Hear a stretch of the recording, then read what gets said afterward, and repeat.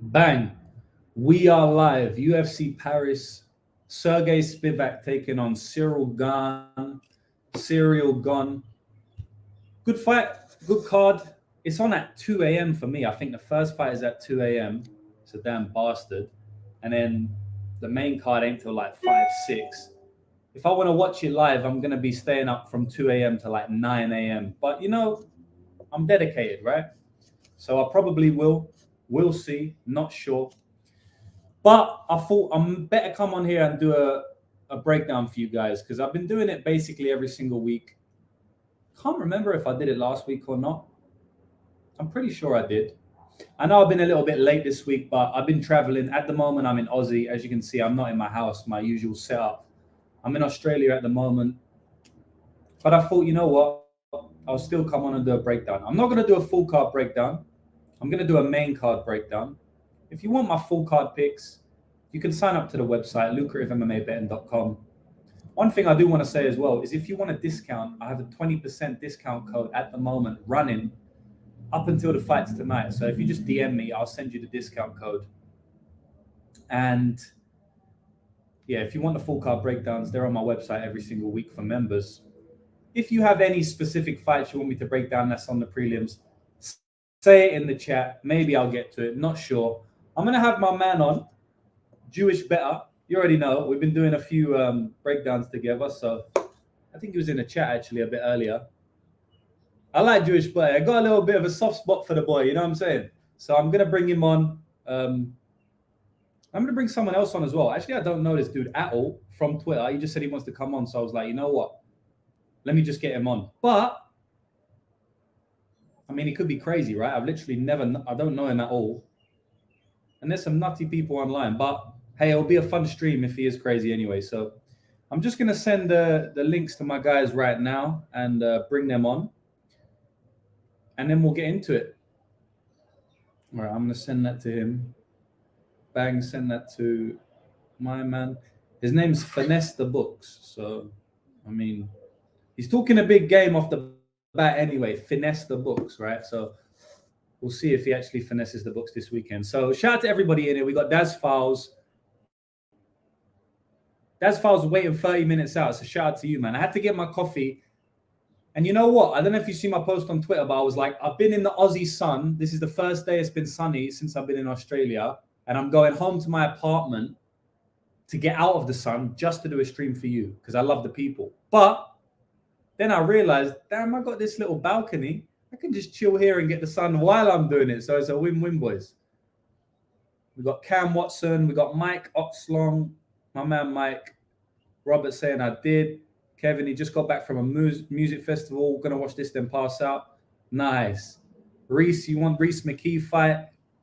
Big Bird saying, fuck the main card. You want to hear a 30-minute breakdown on Nora versus Edwards? You already know a degenerate like me has a decent breakdown for that fight and actually a bet on that fight. So, Fubu, sup lads, let's go. Big day for the dogs. Hopefully, man, because I got a lot of them. Gerald Lynch, sunny in Philippines today too. I thought it was sunny in Philadelphia then. You know that old school Martin DeVito thing. Danny DeVito. Martin DeVito. Danny DeVito. The reason I called him Martin DeVito was because his name was Martin Weir in one of my favorite movies, Get Shorty. Mr. Bliss, I've come to the point where I'm betting the blonde Brazilian system play. That's what I'm saying. It's a system play at the end of the day, Anytime a Brazilian is blonde and from shoot box, that's instant system play. Gonna watch this and wake up to my bet sitting. So without further ado, I'm gonna bring on my man, who I don't know at all, who could be crazy and might just take over my stream and start shouting at me. Hopefully not. But yeah, Finesse the Books. How are you, brother? I'm good, bro. How are you? Yeah, doing well, man. We haven't spoke before, but you hit me up on Twitter when I did the post because I wanted to showcase some people on my channel, some other people who maybe haven't been on my channel before and spoke up about MMA betting. And then you just hit me up. So I was like, why not? We might as well go live. But, there's a lot of crazies on the internet. So I was thinking like, damn, I'm bringing someone on my stream. It could be a crazy motherfucker, but hopefully we're just here to finesse the books instead. I'm sure it'll go well. Yeah, I'm a crazy motherfucker, but not right now. So, But yeah, I mean, I think it's gonna be a great card. I see you in your shades and shit outside. You know, seems like you ready. So yeah, I'm excited for this card. Not the biggest name value, but I think a lot of spots to attack. So I always love talking fights. So I appreciate you having me on, bro. Yeah, I'm happy to have you on, man. Whereabouts in America are you from? I'm originally from New York. I live in Georgia now. Okay, nice, man. We got another American coming on right now. Actually, my man TJB, the Jewish better, unfortunately he doesn't have his handsome face out. I don't know why, man. You better get the camera, bro. You just give me like a minute and a half, and I promise you, I'll get on there. I don't know about beautiful, bro, but I appreciate the compliment.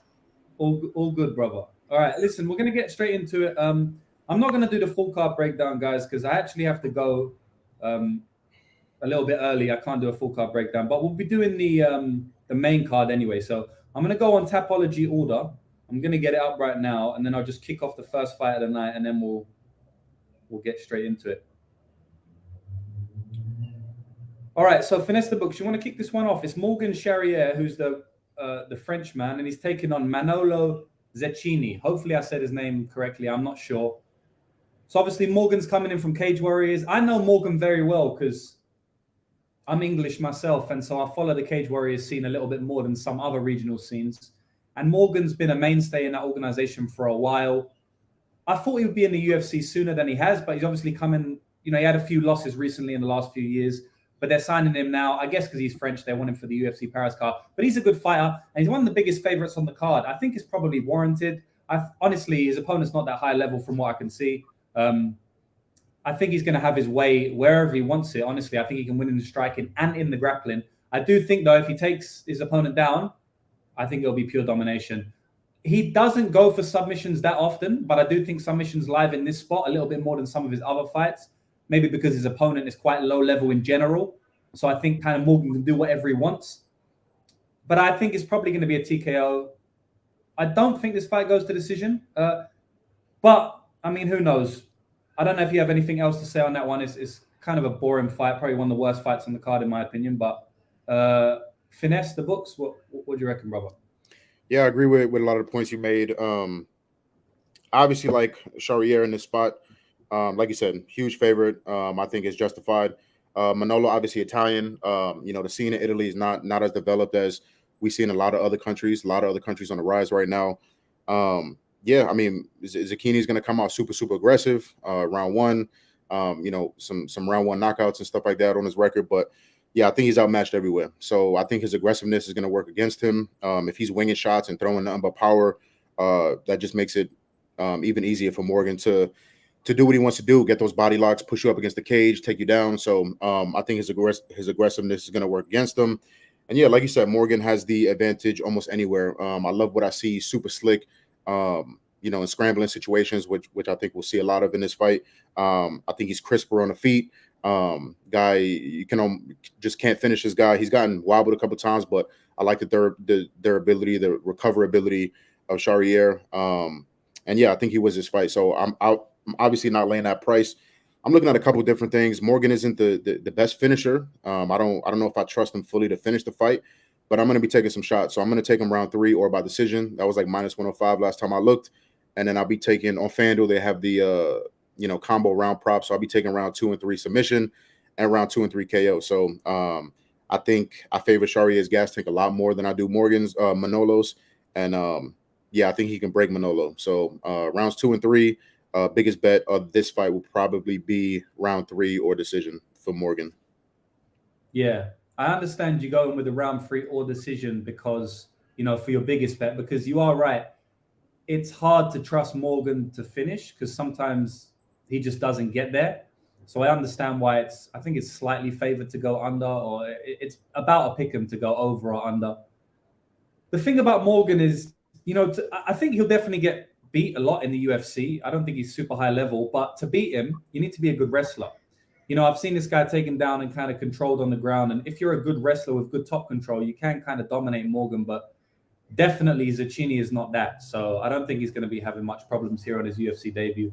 Jewish better. Anything else you want to add to that one, my man? Yeah, I really just don't see Morgan losing this at other than some type of fluke situation. submission or something, Morgan kind of slips up and gives up his back. But this guy's really not that good on the ground. So even if he got in that position, I could see like Morgan just reversing it anyway. I'm looking at money lines though. Money lines only. I'm not the best at betting over unders personally, so I'll probably just pass on this fight. Yeah, I feel you, man. I do think there's some value on Morgan. I know it's tough because he's not really proven at all at this level, but I don't think Zechini is this level at all. This is just like a Cage Warriors fight for him, where he is proven and he has dominated. Although he has lost some fights there, more higher profile fights, I think this is an easy Cage Warriors layup type fight for him. So the next fight is William Gomez versus Yanis Gomori. This is a good fight, actually. When I say good fight, I just think it's competitive. I don't necessarily know how it's going to play out, but I do think it's more competitive than the line suggests. There's some money that's come back on Yanis Gomori. I think he was like plus 220 when it opened, because obviously this was a late fight replacement, right? William Gomez was meant to fight Lucas Almeida. He was the favorite in that spot. I bet on Lucas Almeida in that spot, plus 150 or something like that. Then the fight got canceled. I was quite upset with that. And then they replaced him with Gomori, and I've actually bet Gomori as well. So I'm fading Gomez. I just feel like Gomez's style doesn't ever warrant him to be minus 300, minus 200 like he was, especially against a power striker like Lucas Almeida. And now against another decent striker like Gomori. I just feel like the margins will be slim in this one. Jewish Better, what do you think about this one, bro? What are we like? Is it I gotta pick a winner, right? If I gotta pick a winner, I'm going with Gomez, but I just feel like a little bit of money is now coming in on the other side. I may be able to get a line, but I just didn't feel like it was. I feel like this will be a close fight. I think Gomez is a little bit cleaner of the striker. I think he could mix in the grappling as well, and I think he'll have the hometown advantage on top of that. So, give me Gomez. I think is Gomori. He's not French either, right? Yeah, he's not. He is a French guy, so he can't. I won't say the hometown. He don't have the hometown, so it's even. But I just think he'll have a little bit of a crisper edge. I ain't put no bet on this fight, but if the line gets lower on Gomez, I'll be willing to take a shot. I like his in and out movement and his striking. Yeah, finesse the books. What about you, bro? Yeah, I think the key word that Jewish Better said was even. That's how I see this fight. Very, very even. So if you're gonna give me, plus 200, I have a small bet on Gomori a little bit early in the week around that plus 200 number. I just think this is a super competitive fight. I was originally going to stay away from this fight. I heard these guys are friends, so I don't want to bet on a glorified sparring match. We've seen that plenty of times before. Rose and Esparza, the shit in PFL. We've seen that multiple times. So even subconsciously, if they I'm not trying to hurt my friend or whatever the case is. So Gomez has that style that he can just frustrate his opponents for 15 minutes and win a boring fight and win on the scorecards, and that's the only thing that worries me. But he's gonna prod and poke on the outside and has the tank to do that for 15 minutes. But Giannis is going to be the harder hitter, a little bit less technical, but I think he's going to be more aggressive. Volume is going to be on his side. I think he has enough things to work for him to warrant me taking a shot at plus 200. So I just think this is a really close fight, right? If it goes all 15 minutes and we're not really sure who won, I want that plus 200 always 10 out of 10 times. So took a small shot on Gomori, but I think it's a super close fight, and we'll see what happens. Dead ass, B. Yeah, let's go. I could tell my man. I could tell he's from New York, bro. I could tell the accent 100%. He said that ass. Nice, brother. Yeah, man. So I agree with you, man. I got on the same price. I think it was 210 I took. Like I said, I played Lucas Almeida against Gomez, and now I'm playing Gomori. So maybe I'm just a little bit low on Gomez being a big favorite. I think he's a good fighter. That shows that in his record. He beat Francis Marshall, which was a good win. In that third round, the guy was basically done. And so I do think that he wins on slim margins, even in that fight where he's kind of winning cleanly. It was still slim margins because he almost got finished in round 3. And even the first 2 rounds, it wasn't like super dominant. And it's funny because I actually bet on Gomori in his fight that he had against Lofran because he was a massive, massive underdog in that one. And so I've bet against Gomez twice and I've bet on Gomori twice. But then they've swapped late replacements. So, hey, hopefully it works out for me. I'm fading the guy twice and I'm betting on the guy twice. So we'll see how that goes, man. Next fight of the night is Volkan Ozdemir versus Bogdan Guskov. Jewish Better, I'll let you I'll let you take this one away. This is an absolute banger of a fight. I don't expect it to last long. Who do you think is going to go down? Yeah, at first, my first initial instinct read on this fight was to bet Ozdemir money line, especially a little bit earlier on in the week when his line was a little bit lower. But then the more and more film I watched, the thing is, I think obviously the obvious thing that we see on paper here is that Volkan Ozdemir fought the better level of competition, no doubt. And when we look at this other guy's record, he's even lost to the lower level of competition, getting knocked out and finished in the first round. So we really don't know how he's going to fare at the UFC level, but we could kind of assume if he's losing here at the regional scenes in these no-name promotions as well. It's not like this is a LFA or a Fury FC or a Cage Warriors like you were saying. Bro, these are promotions that like I honestly have never even heard of. Like, can you? I don't have Topology up right now, but I'm being serious, 100%. And like, if I originally had looked at it on paper, I would say I would want to fade the other guy. And that's probably still the way that I lean. I haven't gotten the bet in on Ozdemir yet, and the line's not getting any better. So at the end of the day, I'm probably not going to get there. I actually don't think Bogdan Guskov's striking is that bad at all. And I've seen him put guys out with some power. Like, I'm not 100% sure we're still getting that same Volkan Ozdemir is the thing I'm saying. Now, I did just see him beat Krylov, so I do think he should be able to get this job done. Especially at this older age. But the more and more the line widens, the less likely I'm to bet on it. Now, if you were to tell me to look at an over-under, I think a lot of people are assuming this fight goes under 1.5 because of Bogdan Guskov, right? He's finished all of his fights in the first round. He's even gotten finished. But I don't think Volkan Ozdemir is the craziest finisher at these later ages, unless this guy is just like a complete can, which is totally possible, and Volkan just washes him early. I don't think Bogdan Guskov is going to put out Volkan Ozdemir either. Like, he's been pretty durable for the most part, right? His one knockout loss in the last few has been to Jiri. Now, he's been finished a little bit earlier on, but we're just talking about the recent ones. So is it possible Bogdan Guskov cracks him? For sure, but I just kind of think Guskov was getting these finishes due to the lower level of competition. So I would be willing to look at over 1.5 here possibly as well. Other than that, I have no bets on this fight yet. I'm going to keep an eye on it, see where the line goes, but Ozdemir would be my money line bet, and if I have to lean on the fight, it's going to be over 1.5. Yeah, man, I like the contrarian take. I always like people who go against the grain, because one thing about Twitter is you see everyone's on the same plays all the time, and it's like, I think a lot of people are not thinking for themselves, but obviously that shows you are if you're talking about an over, because every man and their dog is on the under. And I would be on the under as well, if I had to bet the under. I actually bet Bogdan Guskov, so I'll say that straight off top. One thing I think that, I don't know if people are missing, I don't really know, or the market are missing, or maybe something that I just believe, is that Volkan Ozdemir has been on a downtrend for about a few years now. Honestly, do believe that. I think he's got worse. I think his reaction time in the pocket has got worse. I think his chin has got worse. Since he got knocked out by Jiri, I see him getting hurt a lot more often than he was prior to that. Yeah, maybe it's because he was getting very early knockouts prior to that. It's funny that you said Volkan's not really this crazy finisher, because you are right. But when he first came into the UFC, my man was like the craziest finisher the UFC had ever seen. His nickname was No Time because he spent no time in the octagon. He knocked out Jimmy Manu at 10 seconds, Serkinov 10 seconds. He was getting all these 10-second knockouts coming up to Daniel Cormier. Obviously got a tour of the octagon against Daniel Cormier. And since then, he dropped off a little bit, and he hasn't looked the same since he got knocked out by Jiri, in my opinion. He's a bit more hesitant. I just feel like he gets cracked a lot. Even Craig was having some success on the feet, which is kind of ridiculous. I guess maybe he could catch him off guard, but obviously Krylov was a war. He almost got finished by Krylov. I will say, though, he is durable. He showed a lot of durability in that Krylov fight, because after the first round, Krylov put that pace on him, man, and I thought he was going to finish him, but he didn't. I know a lot of people smashed the under in that spot. And obviously there was crying. And that was mainly based down to Volkan Ozdemir, because he stayed really tough in the second and third round. But I just feel like Guskov has a lot of tools that can make Ozdemir pay. And that's good eyes in the pocket. He's a very good counter striker. And like you said, man, this guy's got power, and heavy, heavy power. On the one hand, we could say, is it due to the level he's been fighting?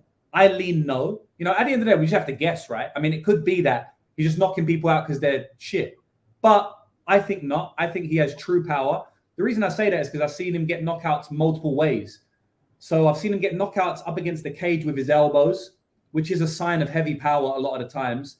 I think a lot of people that get knockouts when they're pressed up against the cage with elbows, even though it seems like it will be easy because it's a very damaging strike, most of the time I've seen those knockouts happen in MMA, it's been from people with freak power, Nico Price and Ryan Spann, people like that, right? So I tend to think that shows me that he's got a lot of athletic strength and power. I've seen him get head kick knockouts.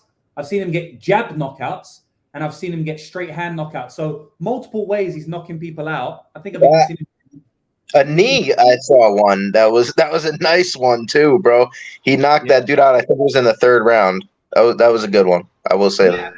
That's another thing as well. You know, obviously he's getting a lot of first round knockouts, but I have seen him get knockouts in the second and third round.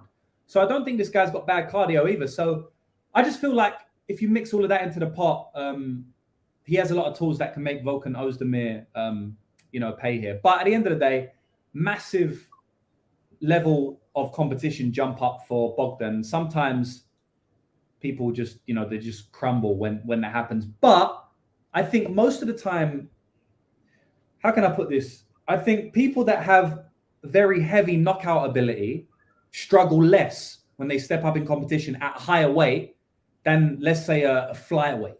You know what I mean? If a flyweight is just beating bums and then they step up in competition, it's a lot harder for them to win than if a heavyweight is beating bums because they still have that natural power and it only takes one to get a knockout, right? So it's not like they have to put on a 15-minute performance. I don't think skill for skill, Bogdan is maybe better than Ozdemir, but I don't think he has to be. I think he has to be better for 1 minute, 1 second. Also, I think Bogdan's submissions and his jiu-jitsu game is actually quite good. I've seen him wrap up some quick submissions and he's looked good anytime I've seen him in the jiu-jitsu realm. So I also think that could be a sneaky play as well. Bogdan by submission is like 20-1. And I'm always looking for my long shot prop bets because I have a section on my website for my elite members where I give like loads of long shot prop bets, degenerate parlays, all of that for fun, where we chuck 0.1 unit on or whatever it is. And that was one that stood out to me, 20-1 Bogdan submission. So, it's a bit of a round the houses breakdown, but I am on Bogdan money line. I do think there's some, scope for him to win this fight inside the distance. Finesse the books. What are you thinking, bro? Yeah, so I swore off of this fight early in the week, and then I did a show with my man last night, and I was like, let me take another look, right? Let me watch the tape again. Let me take another look. I think I'm going to take some shots, right? A couple things. So I think people are, especially the public, right? A lot of us live online and do our jobs online.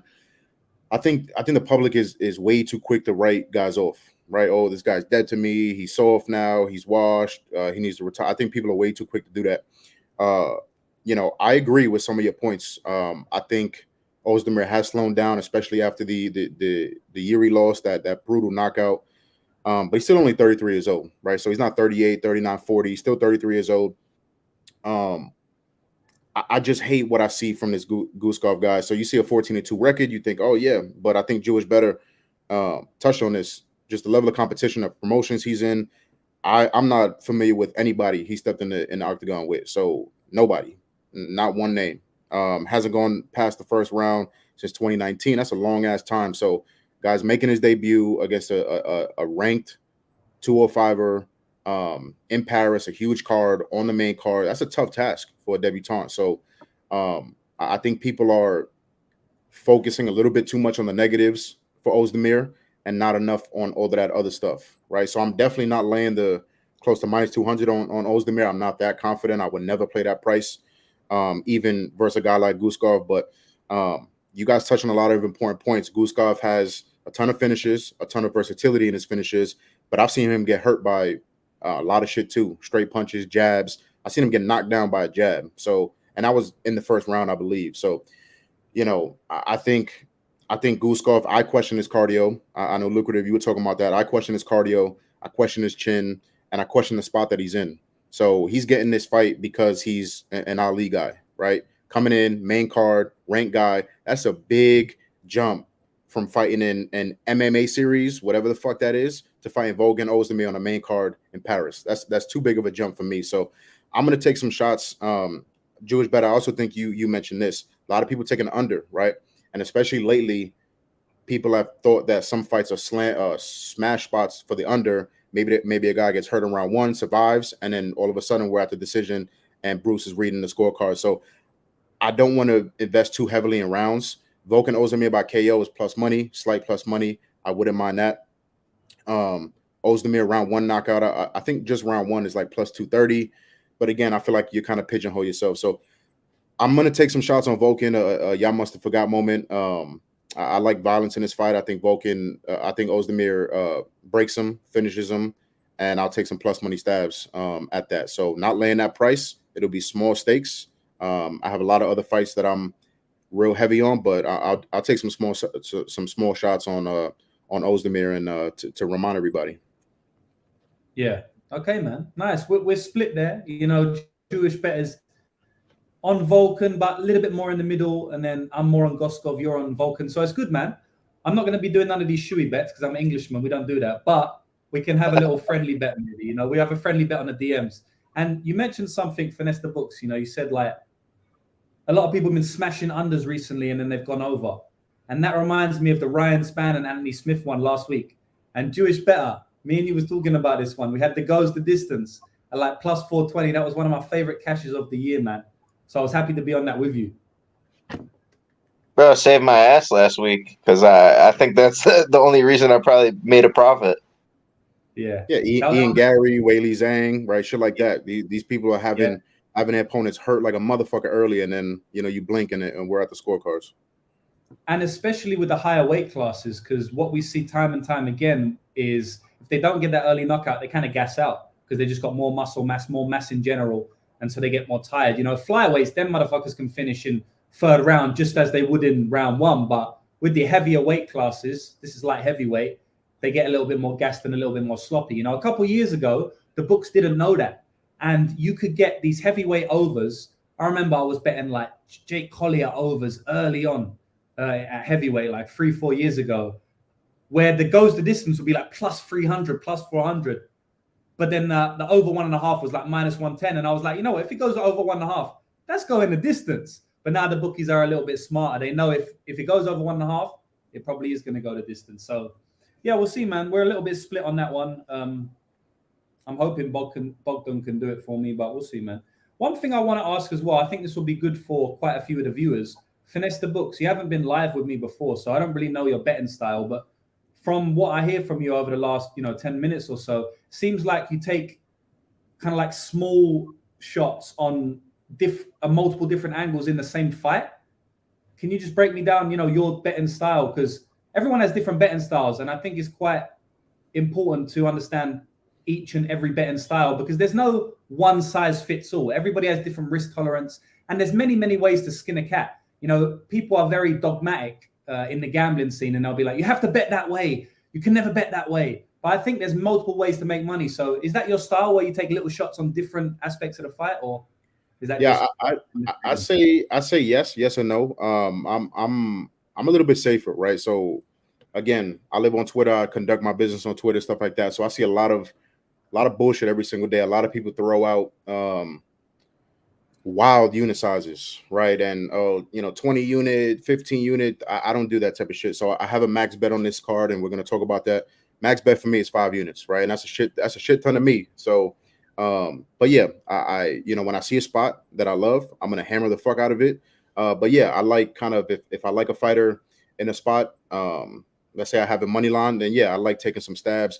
I also like taking more stabs on fights like the Volkan fight, right? I'm not laying 200 with him, but I see some pass and I visualize some pass that I think can happen. I might take some shots on the other dude too. Okay. So where I don't want to lay some juice, yeah, I'll choose some plus money spots, some spots where, just for smaller stakes and stuff like that. But yeah, I'm always going to lean towards the little bit safer route, kind of picking my spots, trying not to destroy the bankroll in one night, you know what I'm saying? And just, yeah, definitely hammer where I think necessary. But yeah, taking some smaller shots and plus money spots and trying to hit some big ones. Okay, thanks for sharing that. Yo, what did that guy say? Did you just read that comment, y'all? People are mad, man. I've heard that one before, unfortunately. I know Jewish people can relate right now. But I don't know, man. I'm pretty high, but that's up there. Yeah, that's up there. All right, man. we'll go on to the next fight. And then actually, Jewish Better, after this fight, I'm going to ask you your betting style because I think it's really important. You know, what I like to do on MMA Twitter, on gambling Twitter, on gambling YouTube is teach people how to fish versus tell them, just give them the fish, right? Because I think that's the most important thing. I can tell you who I think is going to win out of Volkan Ozdemir and Bogdan Guskov. But as soon as I tell you that as soon as they fight, as soon as someone gets knocked out, that information is dead forever. Unless they have a rematch. But who cares? Because the shit will change by then anyway. I'll have a new breakdown. But if I tell you how to bet and how I bet, you can take that with you for the rest of your life. So it's much more important, you know. But yeah, I won't go too heavy on my rants because, you know, I do that shit all the time. But yeah, we got Benoit Saint Denis versus Thiago Moises. This is a good fight, man. I'm just going to come out and say it straight away. I got a bet on Benoit Saint Denis here. I played him at -130. Honestly, where the line is now, I wouldn't play him. I thought there was slight value on him at -130, and I think his upside in the fight is massive. Like I could see him finishing in round one, just completely running through Thiago Moises. So for the upside, I kind of bet him at the -130 line, but I wouldn't bet him at -165. There's no way. I actually think now the line is starting to creep up to where it should be, and then any more money comes in on BSD, Thiago Moises becomes the side, in my opinion, right? So my breakdown is that it's a scary fight because I think Thiago Moises has taken a big step down in competition versus, I mean, the guy's fought the who's who in the division. I think he's getting better as well. And I think a lot of the losses he's taken early on and even in the last few years, he's probably learned a lot from them. But man, the one thing I love about betting on MMA is you can really smash the books. You can finesse the books when you bet on fighters with heart, toughness, pace, and tenacity. You really can, man. Honestly, guys, one of the only reasons I bet Michelle Oleksiejczuk against Chidi Bang Bang was because I knew that if one guy is going to break, it's going to be Chidi, right? And that is literally what happened in the fight. You can watch that fight and go like, oh, you know, that was an even money fight. It wasn't a good bet at -110. In my opinion, you're wrong, man. Like, I know he got destroyed, but that heart, tenacity, and pace is going to win him that fight way more often than not, in my opinion. And in this fight, BSD is a madman. You know, that guy is not going to quit. That guy is not going to give up. That guy can be 2 rounds down and win in the 3rd round. I do not see the same for Moises whatsoever. I see this. Moises, I guess he come from behind against Michael Johnson, but Michael Johnson is another guy, right? That is kind of like the same level where he just collapses in fights. I just see like BSD has a lot of upside in the heart and tenacity and pace and pressure, but I do think that technically he's at disadvantage here in the striking and in the grappling. I do think that he could get submitted here. I know Thiago Moises is a high-level black belt, but I mean, I don't see him doing much from bottom position. He can stay safe. I've seen him stay safe against Dariush. I watched that Dariush fight. He did all right to stay safe. Against Islam Makhachev, he did all right to stay safe. Took Islam Makhachev down, actually, for a brief moment, but I don't see him like doing his crazy submissions or sweeps from bottom. And I do think BSD is going to be the one dictating where the fight goes. He's a much better wrestler, more explosive, more strong, and more big. So that's my breakdown on the fight, man. I'm not super confident, honestly, but I can't wait to see the fight. You know, whoever wins, I think it's going to be a good fight. Finesse, what are we saying, brother? Yeah, 100% agree. I also got BSD at the same exact price, -130. I said this on the show that I was on with my boy last night. Said the same exact thing you said. I would not take BSD at the price now, right? If you still like BSD, but the price kind of escaped you, I look at some plus money props. I look at some BSD inside the distance. I look at something like that and get yourself some plus money. I would not play where he's at now. And after I said that, I got a couple DMs as to, oh, you think he's going to win? Why would you not play that? That's what betting is about, right? It's all about pricing, right? Sometimes you get priced out, and even if you think the guy's going to win, the value's gone, right? And you miss the boat. So I 100% agree. You know, BSD, 11 wins, 11 finishes, never been finished, never been dropped. I don't think I looked at that like 4 or 5 days ago. So correct me if I'm wrong, but don't think he's ever been dropped. Definitely never been finished. So, like you said, the heart, the toughness. You watch him at weigh-ins today. He's definitely going to be the more physically imposing fighter. I love the pressure. I think he's going to pressure more. He's going to have more volume. He's just a savage. He's going to be so much more aggressive than Moises is. And that's what wins minutes, and that's what wins rounds, right? So if this fight somehow goes to decision, I think BSD can 30-27 Moises. So I think he has a lot of advantages. Moises is technical in the striking, and I do like that. But the pressure, right? Out of these two guys, which one is more liable to break, I think that's Moises by a long shot. So I think BSD can and will break him. I already got the money line, but I'm looking at some props now. I think he finishes him. And I think it comes in round 2 or round 3 via however the fuck he wants. So it can be a club and sub. It can just be straight with the hands. I really like BSD. I think he's a fucking stud. The durability impresses me. The cardio impresses me. He's going to be in his face, fucking him up for 15 minutes or as long as the fight goes. So I want my money on that guy, right? That guy's going to fight for my money. Lucrative. I also think you brought this up. I'm not liking what I see Moises' last couple of fights, the way he's taking damage, right? And if BSD touches you and he sees you not liking when he touches you, pause, what you think is going to happen? He's going to get in your face even more, put more pressure on you, and he's going to see that you're starting to break. So I love BSD in his spot. I don't know how I caught him at 130. I think that's a gift. But like I said, the minus 160, minus 170, you're treading in that territory where I think all the value is gone. So take some plus money stabs if you're just looking to put in bets now. But I think, like I said, I think BSD wins, finishes Moises impressively, and keeps climbing. Yeah, you gave me some more confidence on BSD, so thank you for that. I'm feeling a little bit better now. But yeah. The thing I'll say about BSD is I think the guy is going to get cleaned up soon, because he's way too aggressive. And we know that when you're that aggressive, I don't think he's got the defense to back up his aggressiveness. Do you know what I mean? Like, the guy gets hit clean. I remember I had a 5-unit bet, but it was almost a max bet for me on Elizeu Zaleski dos Santos a couple of years ago when he fought BSD. And we know that was one of the biggest beatdowns that didn't get stopped in UFC history. That was a very brutal one. I remember that referee got memed for years after that because it was a really, really bad non-stoppage. And I do think that will happen to him again at lightweight. Obviously, that was a welterweight. I'm not saying it's going to happen in this fight. I'm betting BSD. But I do think, like, someone like Thiago Moises, I do think someone's going to finish BSD soon, but Moises doesn't have the style for it, in my opinion. He may have the footwork and technical ability, but he may have the technical ability, but he doesn't have the footwork, he doesn't have the sharpness, and he doesn't have the power. If you have someone like imagine like a Sean O'Malley or a Conor McGregor type fighter at lightweight, bouncing in and out of range and cracking him, I think it's going to be easy to hurt BSD, but Moises doesn't really have that, Yeah, Moises may counter him a couple of times, but I think Moises is going to be the one folding under the pressure, man. So I don't think BSD's like this, unbeatable character. I do think he's definitely going to get cracked one day soon, but I don't think Moises has the heart, toughness, footwork, power to do it. So we'll see, though, man. We'll see. Well, Jewish better? What do you think, brother? Yeah. I actually took the other side here. I like Moises here for a few reasons. The main dude, your watch, man, Lucrative on the sun, dude. It's like blinging right now, bro. Yeah, I'm not trying to go blind, my man. That's why you got the shades on. I'm gonna keep it down. No, you're good, man. That's why you got the shades on. I gotta get one myself. But so I think one guy has striking defense and the other does not. You said it yourself just a few seconds ago.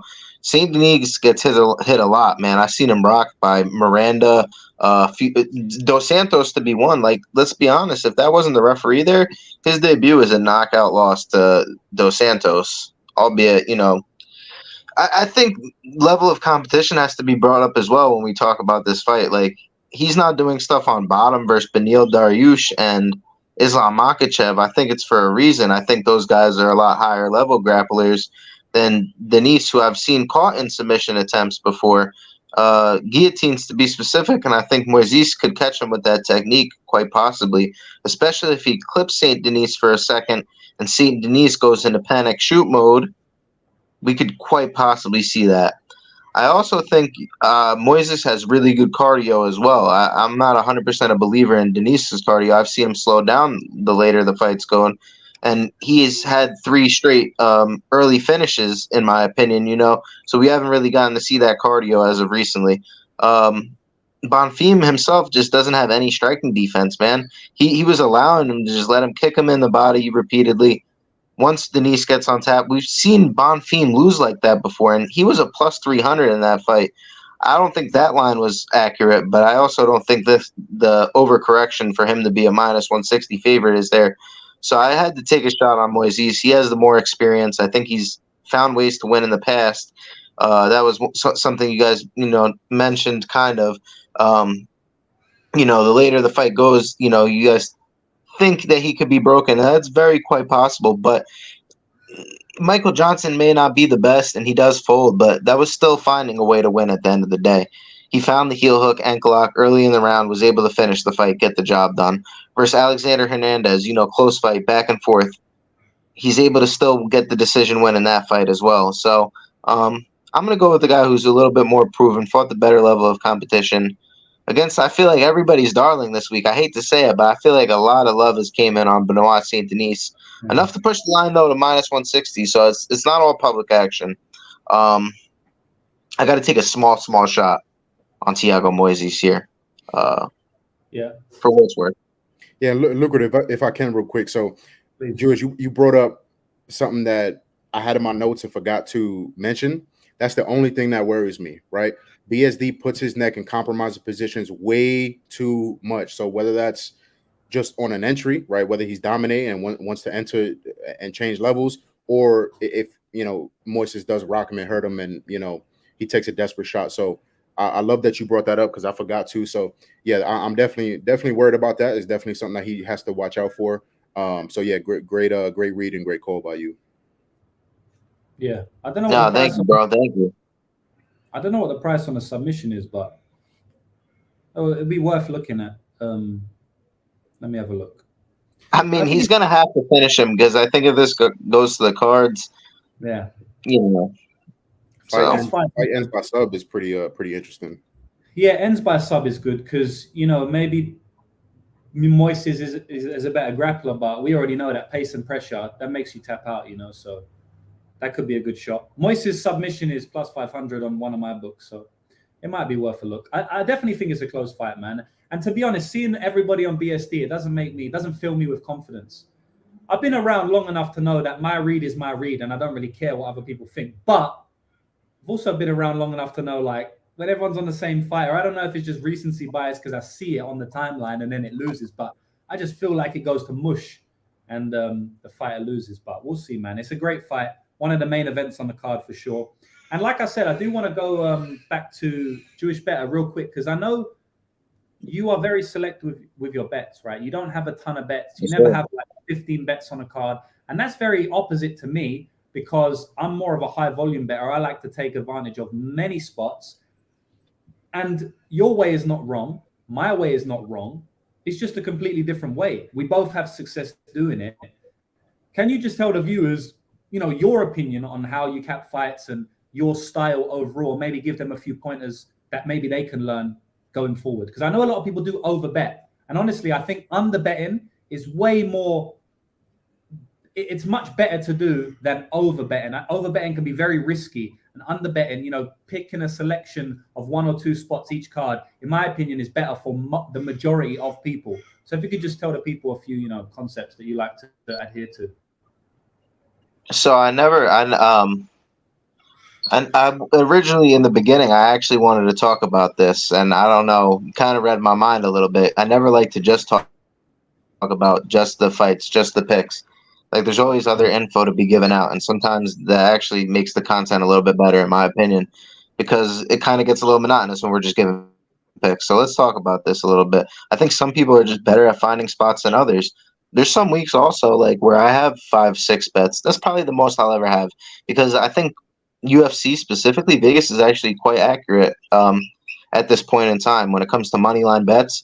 You got to be significantly sharp with your value, and I think the value lies within the film. Personally, for me, you got to learn the game, learn the ins and outs, not have your biases, and get down to the film, figure out what you think that line is, see if there's any value, and then bet accordingly to it. And I've actually kind of taken the time to up my unit sizing personally, so I could be a little bit more patient with my bets because that's going to make you think a little bit harder, study a little bit more. So as of last week, I mean, I don't care what anybody says. I don't care what anybody thinks about me out there. Anyone's opinion, I really could care less about. That I do this for myself, but if somebody asks me now, I'm a professional bettor. And that's what I'm taking it as. I'm studying every single day. I'm going to watch the film, and albeit I might still have a day job, on the other rest of my time, I'm going to be still watching MMA. So best believe that. So for me this week, I only have 2 units at risk. I believe that's probably the better to do because the less risks you're taking week by week, you gotta find your. I think finding your spots is the best thing. If you have 5, 6 fights that you think value is on, take it. I use the odds. I take the odds. I calculate what the win percentage is. Like Cyril Gane this week per se.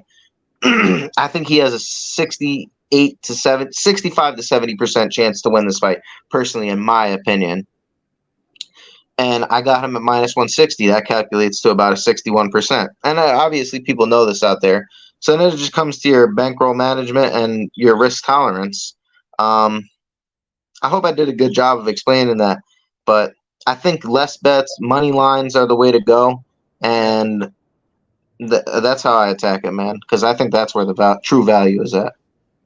Yeah, for what it's worth, when you mention money lines are the way to go, prop bets. Any gambler I know, prop bets are their least best performing odds bet type, right? So like I think my ROI on props is like 3-4%. My ROI on money lines like 7-8%. On parlays like 20%, right? Because it's going to be a lot higher, right? Because it's higher odds for the most part. But I think prop bets can definitely because they're very enticing, right? You can bet prop bets plus 10,000, plus 2,000, plus 700. But prop bets inherently they have more vigorish, so it's just harder to overcome just based on that. And then also it's very specific outcomes, right? So it's just harder to bet. So I think if they don't take anything from what you just said, definitely take the money lines rule is probably the best attitude to take. But I will also piggyback off that, and I'll cut it after this because I don't want to, I want to get to the other fights. But I will say that everybody has different styles and everybody will be better at picking out specific spots. I know some people that can pick out an underdog every single card and can't bet a favorite to save their life. I know the complete opposite where people love betting favorites and every time they try to pick a dog, they can't bet them. So although I do think money lines for the most part are better, some people are really good at totals. Some people are really good at picking unders. Some people are good at picking specific weight classes. So it's very, very hard to say, a blanket statement for how everybody should bet. What I think is the best to do is experiment with everything, listen to everyone, and make your own read and your own guide on how you like to bet, personal to yourself, but always try to improve and become a good all-round bettor. Never get stuck doing one thing. Even if you are stuck doing that one thing, at least try to improve on the side with the other betting concept. So yeah, hopefully that helps a few people out there in the market. So anyway, on to the next fight now, boys. We got the co-main event, Manon Fiorot versus Rose Namajunas. This is a good fight. I'm going to let Finesse the Books take this one away, and then I'll circle back after. Yeah, I hate this fight from a betting perspective. I'm seeing a lot of Manon love, and it may be justified, right? After we get the 15 minutes, or if it lasts that long, we may look back and say, "Wow, that price was justified," or she could have been minus 250, minus 300. But I just do not want to get caught with a Manon ticket, and Rose comes out and she looks on, and she looks like Rose, and she's special, right? When Rose is on, she's one of the most talented fighters, men, women, weight division, doesn't matter. One of the most talented fighters in the UFC. So, I mean, obviously with that come the question marks. I'm reading a lot about what happened with Trevor Whitman. Is he going to be in the corner and stuff like that? She's training with Pat Barry, which is a huge question mark for me. And obviously the mental state. So she's been very vocal about that, struggling with that and stuff like that. New weight division, right? She's very elusive, right? She uses her movement. She likes to pick and prod on the outside. She's not that power striker, right? A lot of people see the one-hitter quitter against Wei Li and think, oh, she's a fucking power strike. It was one of the most well-timed and perfect shots, just right on the button that put Wei Li out. So in this fight, moving up a weight, you look at the weigh-ins, she's noticeably undersized, right? Manon's going to have the reach, have the size. She's going to have the power advantage. And Manon can just frustrate her for 15 minutes. So I think it could turn out to be a boring fight, a fight in which Manon wins, maybe 30-27s her, fights on points from the outside. But if Rose is on just for that one night in Paris, in Paris, and she's on and she looks like Rose, she could finish Manon. I don't know if you guys would disagree about that, but I think she could finish Manon if she's on. But I'm not gonna bet my money in I don't bet on hope, so I'm not going to bet on Rose hoping that she looks on. So the plus 160, if you would have asked me 2-3 years ago, hey, you know, Rose is fighting anybody on earth and she's plus 160, I'd bet Rose, no question about it. So I think Rose has a decent enough, if you want to take a stab on Rose, I think she has a decent enough chance to show up and to be peak Rose, and to be Thug Rose, but I'm not willing to bet on that hope. So as a pick, I'm gonna pick Rose, which may be controversial, whatever the fuck the case is, but I don't feel comfortable personally betting minus 190, minus 200 on Manon, especially against Rose. So definitely a challenge for Rose. It is a tough fight for Rose, up a weight class I don't think she belongs in. Sometimes people move weight classes and we're not surprised. I don't think she belongs at 25. So we'll see. We'll see. It's going to be an interesting fight. It's going to be a popcorn fight for me, preparing myself for the main event and to, you know, have my butthole be clenched for the main event. I'm just going to prepare for that. So I'm going to pick Rose. I'm not invested financially in any way. All right. So process of elimination, Finesse the Book's got a max bet on the main event. So I'm looking forward to speaking about that one because I don't actually know who you're on. John Valentine saying, what's up, boys? He's driving 2 hours back home after a 12-hour shift. Thanks for keeping me awake. We appreciate you listening, and make sure you stay awake if you're driving, brother. Because yeah, so we better raise the energy. We'll keep the energy high for you so you don't go sleep on your way home. Do some cocaine, bro. Just do some cocaine, dog. The Jewish bet are coming in with the good influence as always. But yeah, I'll go on this fight real quickly. Obviously, Rose has the tools to win the fight. You know, I mean, it'll be crazy because I heard a few people speak about Manon this week, and they're like, "It's my most confident pick on the card, and I don't see how she loses." At the end of the day, man, like Rose is one of the best women fighters of all time. I don't know why people don't say that. You know, I haven't really heard that out loud ever. I feel like I'm the only person who's ever said Rose is one of the greatest women's MMA fighters in the history of the sport. She is amazing. She beat Wei Li twice and Joanna twice. You don't do that if you're not one of the greatest fighters of all time, right?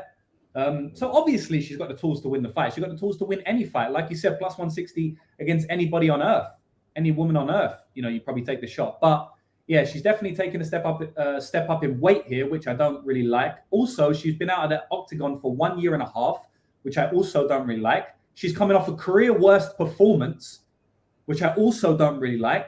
Her mental issues seem to always plague her, which I also don't really like. And Fiorot is streaking, and she's a very, very good fighter, man.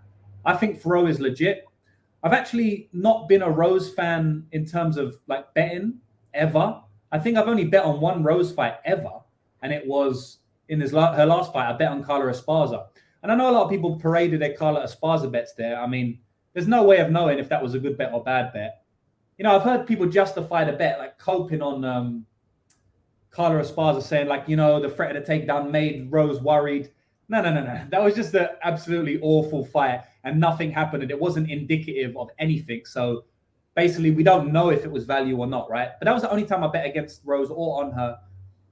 And then I've bet on Fiorot almost every single fight, you know, inside the distance points. I bet her money line at minus 160 in her debut against Victoria Leonardo, which is hilarious. You know, I mean, she would probably be minus 1,060 if they fought now. So I've just been a Fiorot guy from early on, even when she was fighting on the regional scene. You know, I watched her tape, and then when she made her debut, I played her. So I think she's a legit fighter. You know, the way she easily beats like Chikagan and Maya and Silva and all these fighters, and basically it's not close at all, makes it look kind of easy. That definitely tells me a lot. I do think she is legit. I do think she is top 5 championship material. Whether she wins it or not, I think she will fight for the belt. And I just think they're meeting at the incorrect time for Rose. I think one girl's streaking. I will say she's been out of the octagon for a year as well, and she had a knee surgery. So that definitely brings a little bit more volatility into the matchup. But I do like Fiorot here. I don't think the line is wide.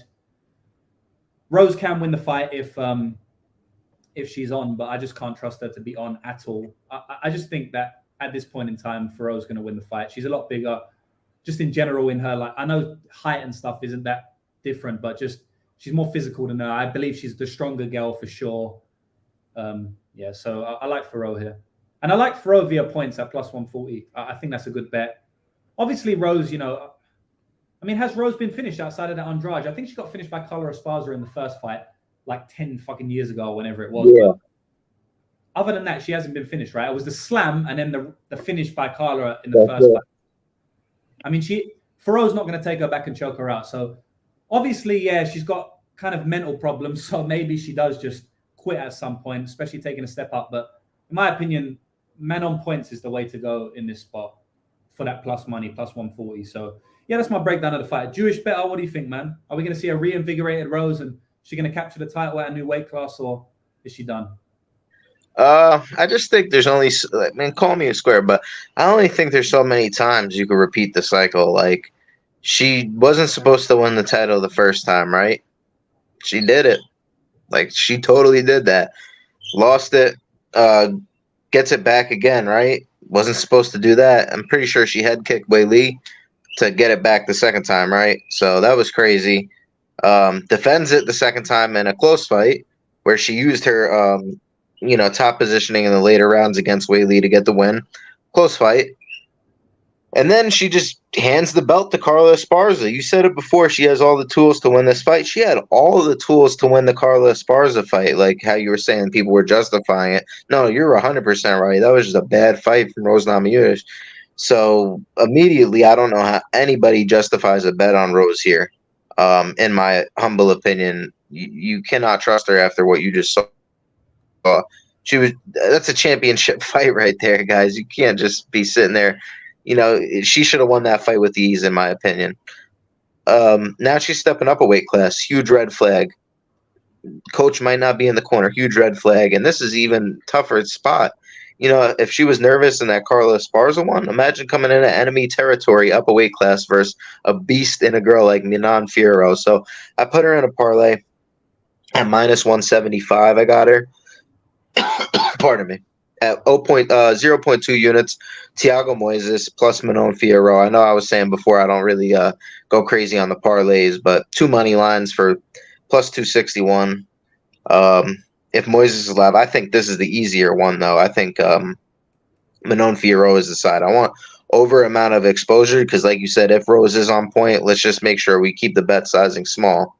But yeah, I like that Manon Fiorot points. Like, Rose really hasn't been finished, but up a weight class, like, Manon hits hard, man. We've seen her finish some of these smaller girls too. Like, Ricci wasn't that weight class, and it completely showed. Obviously, Ricci is a lot shorter, but I'm just talking about physicality and pure punching power standpoint.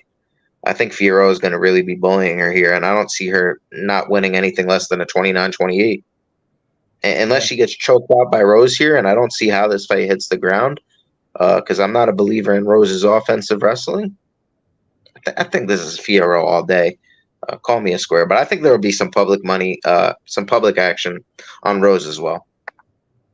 Yeah, the only thing, I mean, it doesn't worry me, but I just thought it's worth mentioning. Like, I've heard everybody on Fiorot here, and 2 guys who I work with in my syndicate, they're both on Rose Namajunas. So 2 guys who I respect and 2 guys who I think are some of the best MMA bettors in the world are on Rose. I'm going against them.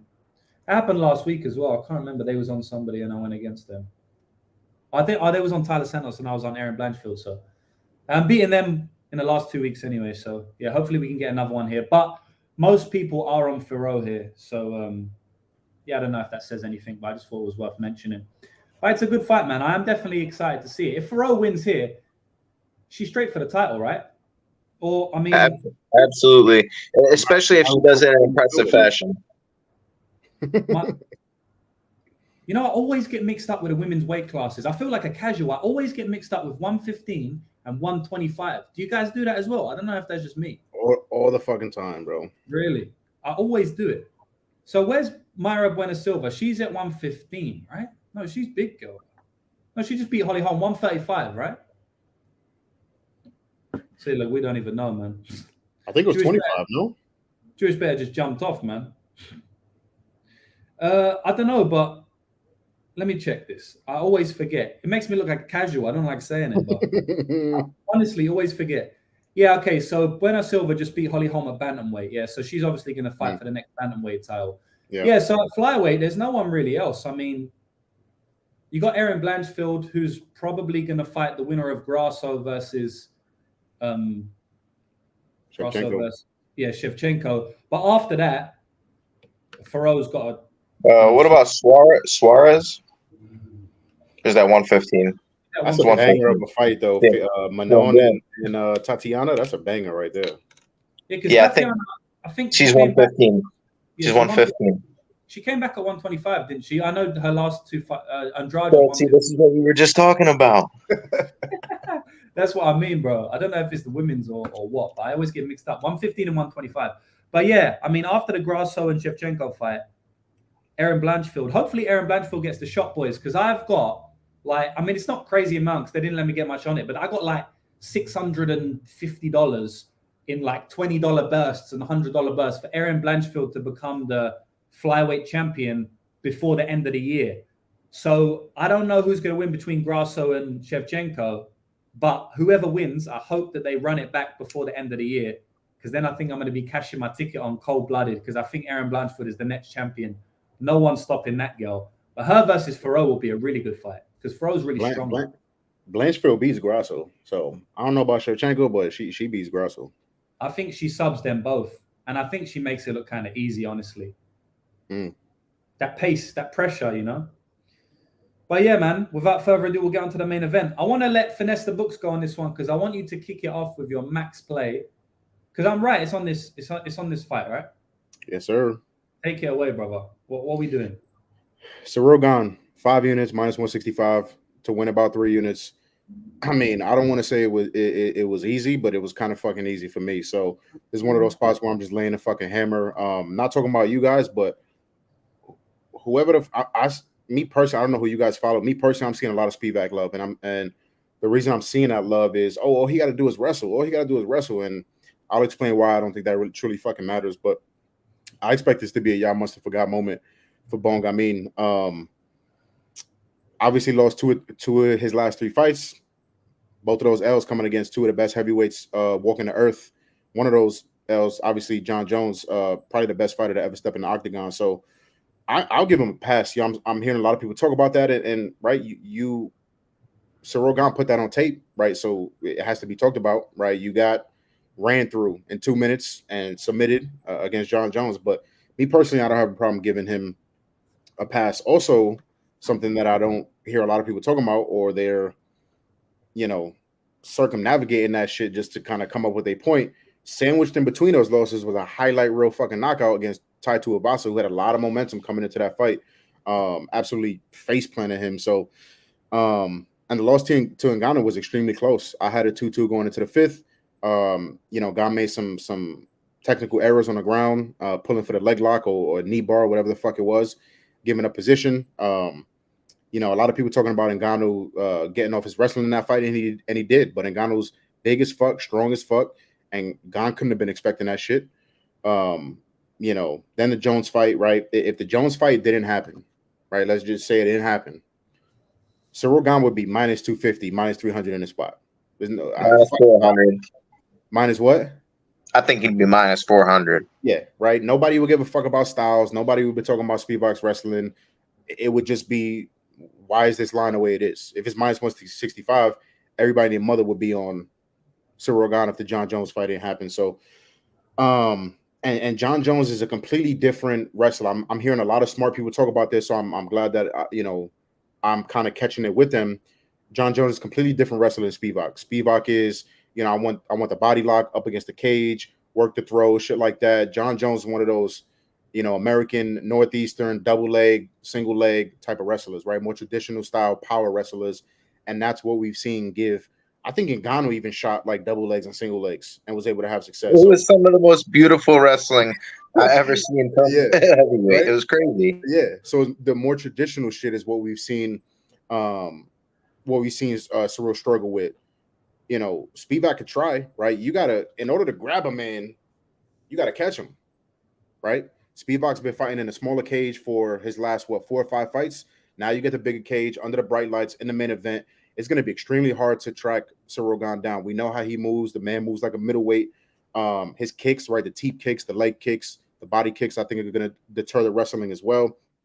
And like I said, a lot of people saying, he's going to wrestle him. All he has to do is wrestle and win.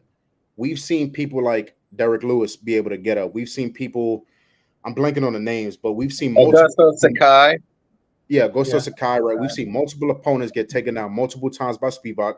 Spivak sometimes does a good job mat returning them, but we've seen multiple people be able to work their get up game, right? And even use pure strength, not even technique, just pure strength to get up from under Spivak. So I'm hearing a lot about Spivak's top pressure and how it's elite and this and that.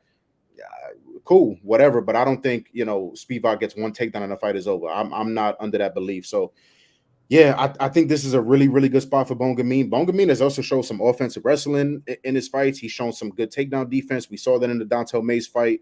We saw that in the JDS fight. In the Dontel Mays fight, I know that was a while ago, but Ciryl Gane got 3 takedowns in that fight and submitted Dontel Mays. So I think people are overrating Spivak's ability to track him down in his wrestling game. I think they're underrating Ciryl Gane's takedown defense. The kicks to all 3 levels. I talked about that already. I just have not liked how Spivak has looked under pressure too. And Gane is not going to push forward all the time, but he's going to put that pressure on you, keep touching you. Spivak has not been reacting well to shots. And we talked about that before with Moises. I don't like when I see that. If you can't eat shots, I hate that. So, you watch the weigh-ins too. Ciryl Gane came in a little bit lighter than normal, but he looked fucking jacked. So the strength too, right? I think he's going to be able to kind of just flick Spivak off in some of these exchanges. So, fighting at home can be tough too, but he's already been in Paris. He's done that, been in a main event, flatline tie last time he fought in France. So I think it's less pressure, right? For Ciryl Gane. I think Ciryl Gane finishes him in round 3. I think he touches him up, frustrates him, and finishes this guy. So, good luck with your Spivak tickets. I'm not rooting against anybody. I'm seeing a lot of Spivak love, but I don't understand this line. So this is one of those spots you asked me about my betting style. When I see a line like this, I'm going to do my due diligence and make sure my intuition or my first kind of inkling is correct. And if so, I'm going to lay the fucking hammer down. So that's what I did. Max bet for me, 5 units, Ciryl Gane. Gane is going to remind all y'all motherfuckers who put in love on Spivak. Who the fuck is Spivak? I don't know. The resume does not impress me. Greg Hardy, Augusto Sakai, guys like that. That does not impress me. So I'm getting long-winded. I'm fucking talking too much. Ciryl Gane is going to knock this motherfucker out. I think out of 3 rounds. Let's go. What do you guys think? All right. So I'm just going to have to stop the train for a little bit. That was a great breakdown. And that was the breakdown that you expect from a max play, right? So shout out to you. You killed that. But I'm going to stop the train for a little bit because I already know my man Jewish Better is on Gane. So I'm going to let you tell me why I'm wrong. But I am on Sergey Spivak here. Ooh. I bet him a plus 140. Honestly, I bet him about Monday, quite a while ago now. And as the week has gone on, I do more tape study on bets I've already placed, actually, every now and then. Because I have options to hedge out and stuff like that. And I am a little bit less confident than I once was. But this is my breakdown. I've seen Gane have troubles on the ground. We know that, right? I mean, Francis Ngannou took him down. Basically, losing the grappling to Francis Ngannou was a bad look, in my opinion. I bet on him there. And I actually think, I won't get too deep into this, but I actually think Ciryl Gane at minus 110 against Francis Ngannou was a great bet because he was easily winning the striking. He was actually making Ngannou look very amateurish, but he lost via grappling 3 rounds in a row. And obviously, we couldn't have predicted that pre-fight, right? So for that reason, I think Ciryl Gane was a great bet at minus 110.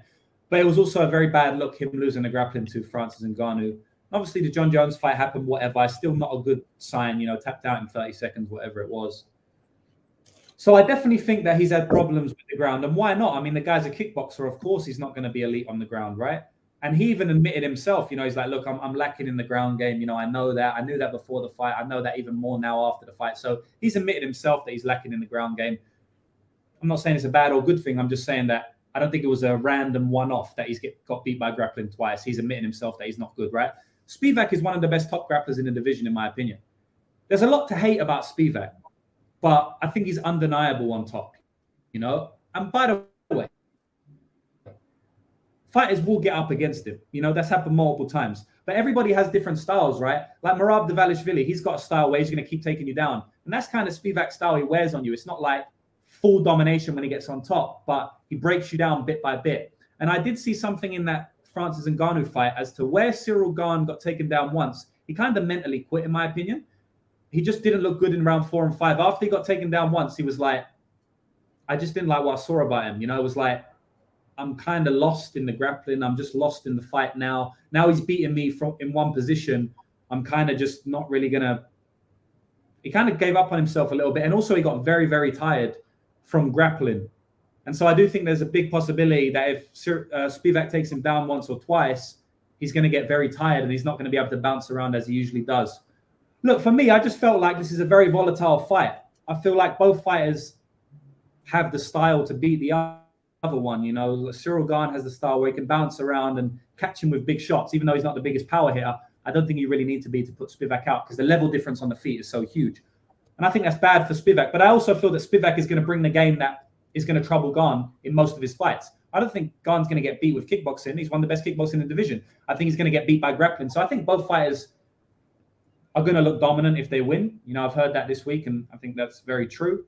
And so for me, it's like if both fighters possess the antidote to beat the other, and then I've got plus 150 on one guy, I'm going to take the plus money because I feel like if Spivak gets on top, he could look like a big favorite.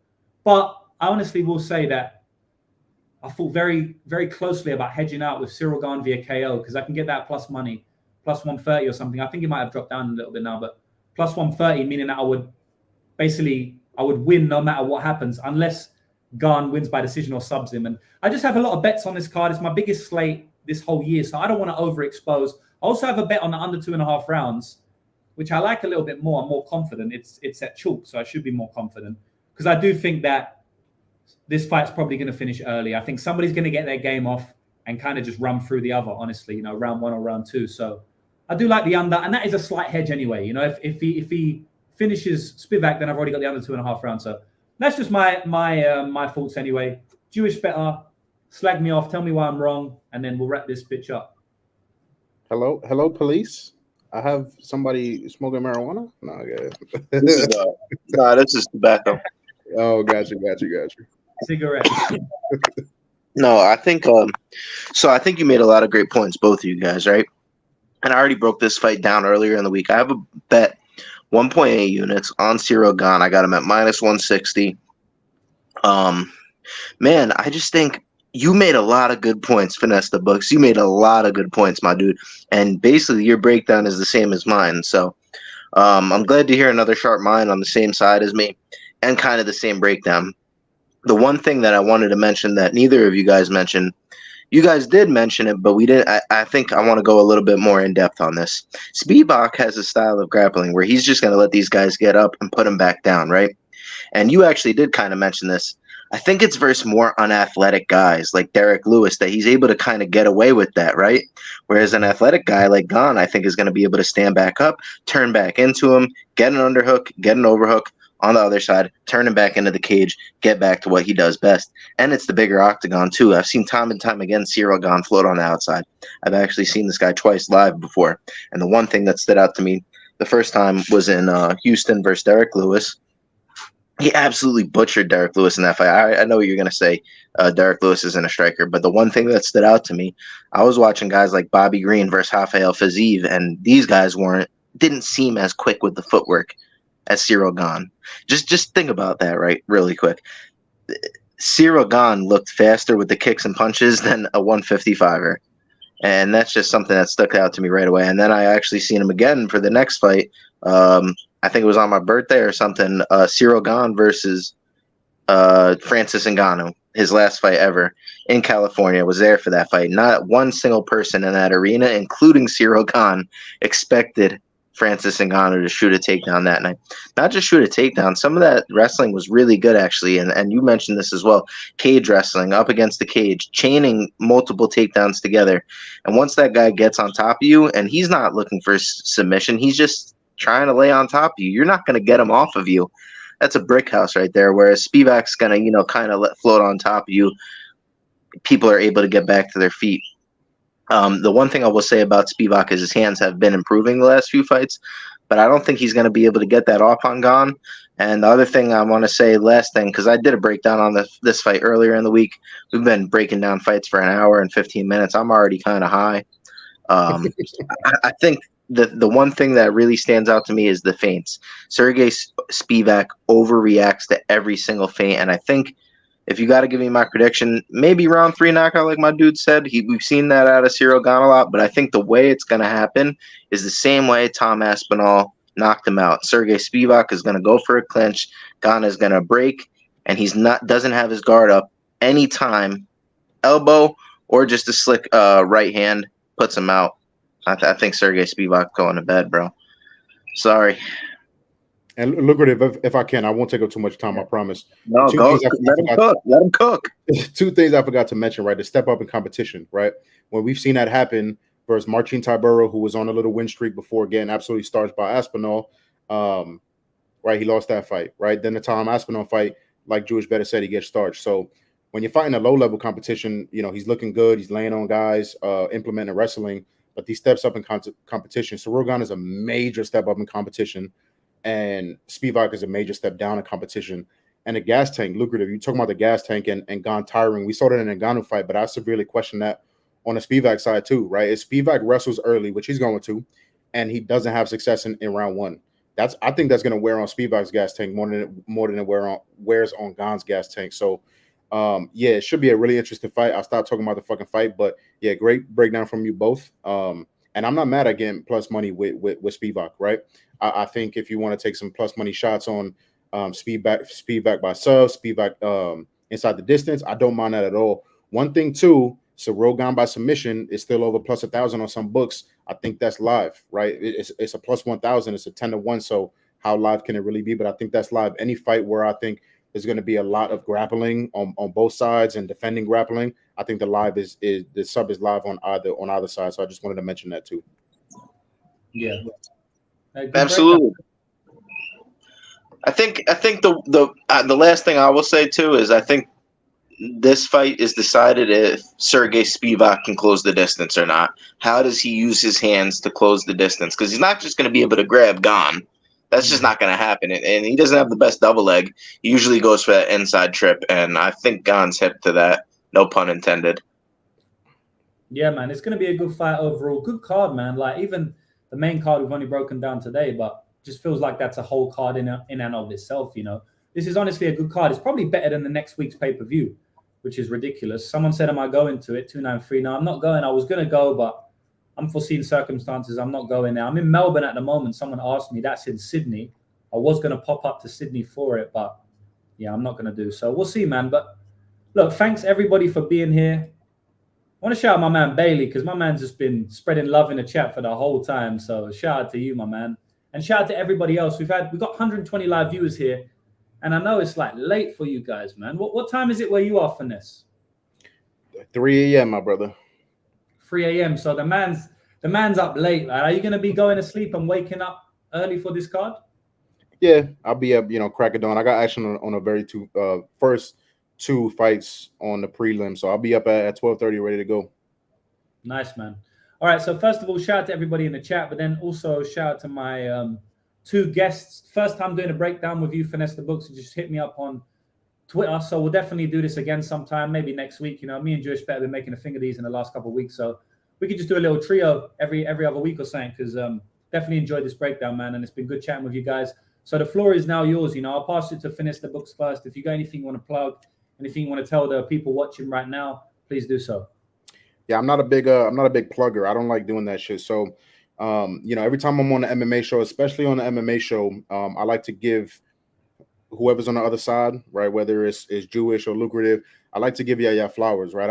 I'm kind of not new into the betting fights, but relatively new compared to a lot of people that I know, and it's definitely a grind, right? Taping fights, we got a little bit of a break this week, right? 11 fights, I think. So, but yeah, sometimes it's 15, 16 fights on the card. It's a lot, right? And it's definitely a grind. So I respect the guys that do that. I respect the guys that are putting out content, especially for free for the people. And yeah, I really respect that. It's a tough thing to do. So you guys can follow me on Twitter, X, whatever the fuck you want to call it. if you want to. It's Finesse the Books. A lot of free stuff, free shit going on the timeline. So yeah, respect to you guys. Lucrative, I appreciate you having me on. Kind of a last minute thing. Pleasure to be back. If you have me, always love talking fights. Always willing to talk fights. So Jewish Better, it was nice to meet you. I appreciate you. I've been watching your shit for a little while too. So love the work that you've been doing. So yeah, let's make a shit ton of money. Why not? Right? Let's just make a shit ton of money tomorrow. It sounds good to me. So I appreciate you guys. We're gonna finesse the books, bro, for sure. And sir, look at that, man. I gave the man the plug to plug his stuff, and then he shouted out me and Jewish Better. So you already know the type of guy he is. I appreciate that. Someone had a comment earlier, and he said, we as men need to support each other openly more often. And that's exactly what you just did. And it's true, man. You know, in the era of the internet gangster, in the era of the Twitter fingers, of the computer nerd, I feel like it's more strong when you shout people out and you support people. It's a sign of a weak man when you drag people down and act like a gangster over the internet or even in person. So shout out to Bailey saying that, because that's 100% facts. And that's what I tried to do. That's why I tried to bring new people on. And I think everybody should do the same, man. So Jewish Better, I'll take it to you. Anything you want to say to the people before we kick out? Yeah, bro, I enjoy listening to you, so I could just tune in just to listen to you, bro. I don't even care. So I'm always down to talk, and then I could just ask questions on top of that, right? It's kind of crazy because I feel like we think a little bit alike due to the fact that you asked me, like, oh, what is your betting style? When that was originally a point and a topic that I wanted to bring up.